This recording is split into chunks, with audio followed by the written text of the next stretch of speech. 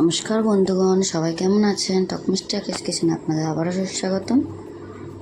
আমার আজ নিরামিষ, তো আমি আজ বানাবো টক ডাল এবং কুমড়ো আলু ছোলা দিয়ে তরকারি। তো এটা কি আপনারা বুঝতেই পারছেন হয়তো অনেকেই, আবার অনেকে হয়তো বুঝতে পারছে না। এটা হলো আমশি, যেটা আমরা গরমের সময় গ্রীষ্মকালে যখন প্রচুর আম হয় আমাদের গ্রামের দিকে, তো তখন কিন্তু তারা আম নষ্ট না করে তখন আমরা এইভাবে আমগুলোকে দুভাগে ভাগ করে নুন দিয়ে পুরো শুকিয়ে রাখে, যেটা কিন্তু আপনার সারা বছর খাওয়া যায়। এটা কিন্তু নষ্ট হয় না। আর এই যে সাদাগুলো ফুটে উঠেছে, এগুলো কিন্তু পুরোটাই সম্পূর্ণ নুনের ডালা। তো আর এই নুনটা দিলেও সংরক্ষণটা ভালো হয় এবং থাকেও অনেক দিন ভালো। দেখুন অনেকটা উঠে গিয়েছে নুনটা, আবার এটাকে ভিজিয়ে রাখলে আরও একটু উঠে যাবে এবং নরমও হয়ে যাবে। তারপরে আমরা রান্নায় এটা ইউজ করতে পারবো। তো আর এর জন্য আমি টক ডাল করব। তো আমার যেহেতু নিরামিষই, তাই আমি একটু মটর ডাল করে নেব। তো আমি মটর ডালটাকে ভালো করে ধুয়ে সেদ্ধ করতে দিয়ে দেবো। এটা কিন্তু মসুর ডালের সাথেও আপনারা খেতে পারবেন। এই আমশি দিয়ে ডাল ভীষণ ভালো লাগে কিন্তু। আর এরকম টুকটাক আমশি থাকলে বাড়িতে যখন খুশি মাছ দিয়ে বলো, ডাল দিয়ে বলো, এরকম টক খাওয়াই যায়। আমার ডালটা সেদ্ধ হয়ে গিয়েছে, দেখুন এটা কিন্তু নরম হয়ে গিয়েছে। আমি কুমড়ো আলু সবজি সব কেটে নিয়েছি। আমি কাঁকরোলও ভাজা করব এর সাথে। তো এবার যে আমশিগুলো ভিজিয়ে রেখেছিলাম সেটা কিন্তু নরম হয়ে গিয়েছে, আর আমি এইভাবে হাত দিয়ে একটু চটকে নিচ্ছি। তাহলে কিন্তু আমশিটার যে টকটা সেটা ভালো করে বেরোবে এই জলটার মধ্যে, এবং এটা নরমও হয়ে গিয়েছে খুব ভালো, ডালটাও সুন্দর টক হবে। তো এটাকে ভালো করে আমি চটকে নিয়েছি। এদিকে দেখুন ডালটাও আমার সেদ্ধ হয়ে গিয়েছে। দেখুন ডালটা কিন্তু আমি ভালো করে ঘেঁটে নিচ্ছি। ডালটা ঘেঁটে নেওয়ার পরে জল দিয়ে আমরা যতটা পরিমাণ রাখতে চাই ততটা পরিমাণেই আমি রাখবো। তো এই ডাল কিন্তু একটু বেশি তরল হয়, তো আমি সেইভাবেই করে নিয়েছি। আর এদিকে সর্ষের তেল দিয়ে দিয়েছি কড়ায়, দিয়ে আমি দেবো এর মধ্যে সর্ষে আর শুকনো লঙ্কা ফোড়ন দিয়ে আমি যে আমশিটাকে চটকে রেখেছিলাম সেটাকে দিয়ে নিলাম। দেখুন এটা ফুটছে। তো এবার একটু হলুদ দিয়ে দেবো যাতে ডালটাতে হলুদ হয়। তো এর মধ্যে দিলে এখন গন্ধটাও চলে যাবে হলুদের। তো এবার আমরা ডালটাকে দিয়ে দেবো। ভীষণ সুন্দর, ভীষণ ভালোভাবে খাওয়াও যায় এটা, আর খুব তাড়াতাড়ি হয়ে যায়। দেখুন তো এর মধ্যে আমি পরিমাণ মতো নুন দিয়ে নিচ্ছি, আর ফুটে উঠলে সামান্য একটু চিনি দেবো। তাহলে কিন্তু আমাদের এই আমশি টক ডালটা একদম রেডি হয়ে যাবে। তাই আমি থাম্বনেলে দিয়েছি। এটা কি কখনো খেয়েছেন আপনারা? অনেকেই হয়তো খেয়েছেন, কিন্তু শহরের লোকরা খুব কমই চেনে হয়তো। তো এই জন্য আমি আজকে দেখালাম। দেখুন আমার ডালটা কিন্তু রেডি হয়ে গিয়েছে। আর এদিকে আমি ডালটা ফুটছে, তার মধ্যে আমি কাঁকরোলটাও ভেজে নিচ্ছি। তো এই কাঁকরোল ভাজা আমার মেয়ে ভীষণ ভালোবাসে। তো এইভাবে একটু ভেজে নিলেও খুব ভালো খায়। আর আমাদেরও ডালের পাতে এটা ভীষণ ভালো লাগে।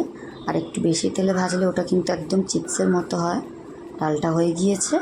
আর এদিকে ছোলাও ভিজিয়ে দিয়েছি, কুমড়ো আলু ছোলার তরকারি করব। এটাও ভীষণ ভালো লাগে খেতে। এটা কিন্তু রুটি পরোটা সবার সাথে ভালো লাগে এই তরকারিটা। যেহেতু আমার নিরামিষ তাই আমি আজকেই করে নিয়েছি এটা। তো কুমড়োগুলোকে এরকম সাইজের কেটে নিয়ে ভেজে নিচ্ছি। কুমড়ো কিন্তু একটু মোটা মোটাই রাখতে হবে, না হলে কিন্তু একদম গলে যাবে। তো প্রথমে তেলটা আমার কড়াতেই ছিল কাঁকরোল ভাজার পরে।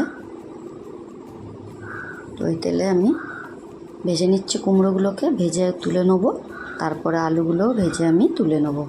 একসঙ্গে দিলে কিন্তু ঘেঁটে যাওয়ার চান্সটা থাকে, কিন্তু তাড়াতাড়ি হয়ে যায়। সেটাও আপনারা করতে পারেন, কুমড়ো আলু একসঙ্গে ভেজে নিতে পারেন। আমি কিন্তু আলাদা আলাদাই ভেজে নিয়েছি। আপনাদের যেটা সুবিধা আপনারা সেটা করতে পারেন। আর আমার ভিডিও যদি আপনাদের ভালো লাগে অতি অবশ্যই লাইক কমেন্টস এবং একটা সাবস্ক্রাইব করতে ভুলবেন না প্লিজ। আর ফেসবুক থেকে যারা দেখবেন প্লিজ একটা ফলো করে দেবেন। দেখুন আলুটাকেও ভেজে নিচ্ছি। আর যে আদাটা রেখেছিলাম এক টুকরো, এটাকে আমি গ্রেট করে নিচ্ছি। এটা কিন্তু আপনারা বেটেও দিতে পারেন, তো আমি এখানে গ্রেট করেই দেবো। আর টমেটো একটা দিয়েছি মিডিয়াম সাইজের, আর কিছুটা ছোলা ভিজিয়েই রেখেছিলাম। তবে আলুটাও অলমোস্ট ভাজা হয়ে এসেছে। একটু নুন দিলে এর মধ্যে নুনটা ঢুকবে, এই জন্য দিয়ে নিয়েছি। যে আরও কিছুক্ষণ একটু ভেজে নেব। দেখুন আলুটাও ভাজা হয়ে গিয়েছে, আমি তুলে নিচ্ছি আলুটাকে এবার। তো আলুগুলো তোলা হয়ে যাচ্ছে, এবার আমরা তরকারিটা বসাবো। আপনারা কিন্তু মানে যে কোনো দিনই ওই রকম ডাল বা অন্য কিছু ভাজার সাথে খেতে পারবেন, আবার এই তরকারিটাও কিন্তু রুটি পরোটার সাথে বা ভাতের সাথে সব কিছুর সাথেই খাওয়া যাবে। আর এখানে আমি একটা পেস্ট বানিয়ে নিচ্ছি মশলার। এর মধ্যে 1 চামচ হলুদ গুঁড়ো, 2 চামচ জিরে গুঁড়ো, একটু লঙ্কা গুঁড়ো দিয়ে একটা সুন্দর স্মুথ পেস্ট তৈরি করে রাখছি। এই যে ভাজাটাও রেডি হয়ে গিয়েছে, এবার তরকারিটা বসাবো। তেল ছিল, আর একটু তেল দিয়ে নিয়েছি, দিয়ে এর মধ্যে তেজপাতা আর সাদা জিরে ফোড়ন দিয়ে নিয়েছি। আর যে গ্রেট করা আদাটা ছিল সেটাকে তুলে দিলাম, দিয়ে টমেটোগুলো তুলে দিচ্ছি। টমেটোটাকে ভাজা হবে, টমেটোটা নরম হলে তারপরে আমরা মশলাটা কষে নেব। টমেটো নরম করার জন্য আমি একটু নুন দিয়ে নিয়েছি। দেখুন, আর যে মশলা পেস্টটা করে রেখেছিলাম সেটা এবার তুলে দিলাম, দিয়ে আবারও ভালো করে মশলাটা কষিয়ে নেব। এবার যে ছোলাটা রেখেছিলাম সেটা দিয়ে নেবো। ছোলাটা একেবারে ঘেঁটে যাবে না, কিন্তু যেটুকু সেদ্ধ হবে এটাতে কিন্তু এই তরকারিটা ভীষণ ভালো লাগবে খেতে।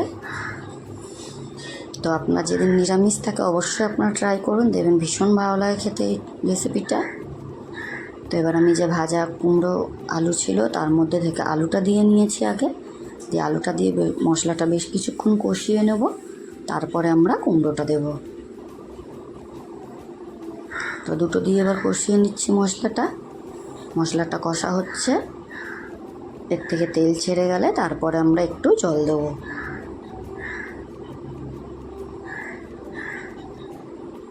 দেখুন, ভালো করে কিন্তু কষিয়ে নিচ্ছি। এবার আমি জল দিয়ে নিচ্ছি, আর আমি কিন্তু অল্প একটু পরে নুন দিয়েছিলাম।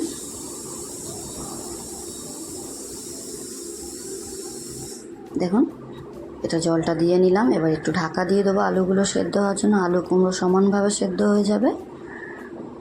তো আমি কিছুক্ষণ পরে দেখুন দেখিয়ে দিচ্ছি, আলুটাও সেদ্ধ হয়ে গিয়েছে, কুমড়োও সেদ্ধ হয়ে গিয়েছে, জলটা অনেকটা বসে গেছে, আর একটু বসে যাবে, মানে গায়ে গায়ে গা মাখা তরকারি হয়ে যাবে, তাহলেই রেডি হয়ে যাবে আমাদের কুমড়ো আলু ছোলার তরকারি। বা বাঙালিদের কিন্তু এটা ছক্কা বলা হয়। কুমড়ো আলুর ছোলার ছক্কা ভীষণ জনপ্রিয় আমাদের বাঙালিদের এই রান্নাটি। আর যেহেতু নিরামিষ রান্না, একটু চিনি দিলে সামান্য স্বাদ মতো খেতে ভালো হয়, তা আমিও দিয়ে নিয়েছি। দেখুন, আমার রান্নাটা কিন্তু রেডি। তো আমার আজকের রেসিপি আপনাদের কেমন লেগেছে অতি অবশ্যই আমাকে কমেন্টে জানাবেন।